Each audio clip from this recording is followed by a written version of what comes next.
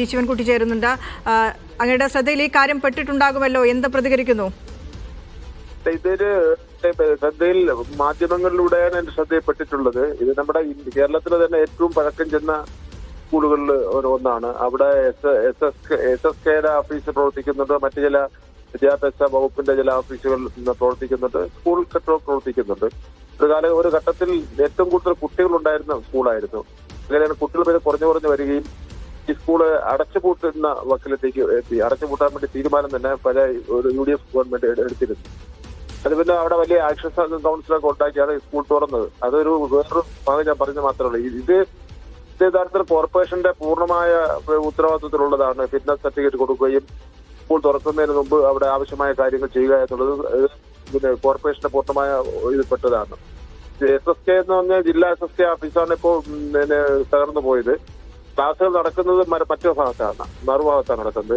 ഇനി വലിയൊരു അപകടം പതിയിരിക്കുന്നത് അവിടെ പടുകൂറ്റൻ മരങ്ങൾ, ഏതാണ്ട് ഒരു 100 വയസ്സൊക്കെ പ്രായമായ മരങ്ങൾ അവിടെ നിൽക്കുന്നു എന്നുള്ളതാണ് ഏറ്റവും പ്രധാനപ്പെട്ട പ്രശ്നം. അത് എപ്പോഴും നല്ല കാറ്റ് വന്നു കഴിഞ്ഞാൽ പറഞ്ഞു വിടാനുള്ള എല്ലാ സാധ്യതയും കാണുന്നുണ്ട്. ഇത് കോർപ്പറേഷന്റെ ശ്രദ്ധക്കുറവ് ഇക്കാര്യത്തിലുണ്ട്. പിന്നെ വിദ്യാഭ്യാസ വകുപ്പിന് അക്കാഡമിക് കാര്യങ്ങളാണ് മുഖ്യമായിട്ട് ശ്രദ്ധിക്കേണ്ടത്. സ്കൂളിന്റെ ഫിറ്റ്നസും പിന്നെ കുട്ടികൾക്ക് പഠിക്കാൻ പിന്നെ ഉള്ള സംവിധാനങ്ങളുണ്ടോ എന്ന കാര്യങ്ങളൊക്കെ തന്നെ കോർപ്പറേഷൻ ശ്രദ്ധിക്കേണ്ടതാണ്. എന്തായാലും ഇപ്പൊ പരസ്പരം പരിചാരേണ്ട കാര്യമല്ല, സ്കൂളിന്റെ വിഷയമാണ്.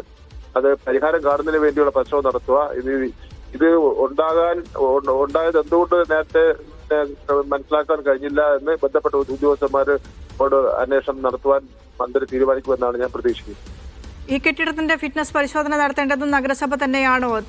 തങ്ങളുടെ അധികാര പരിധിയിലല്ല അത് വരുന്നത് എന്നാണ് നേരത്തെ കൗൺസിലർ പാട്ടൂർ രാധാകൃഷ്ണൻ പറയുന്നത്. കോമ്പൗണ്ടിലുള്ള കെട്ടിടങ്ങളാണല്ലോ.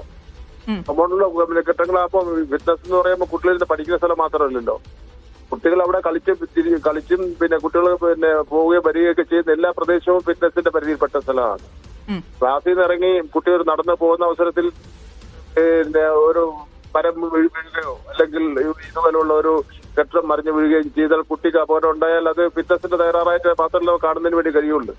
അല്ലാതെ ഒരു ക്ലാസ് റൂം മാത്രം ഫിറ്റ്നസ് എന്നുള്ള നിലയിൽ ഫിറ്റ്നസിനെ കാണാൻ വേണ്ടി പറ്റില്ല.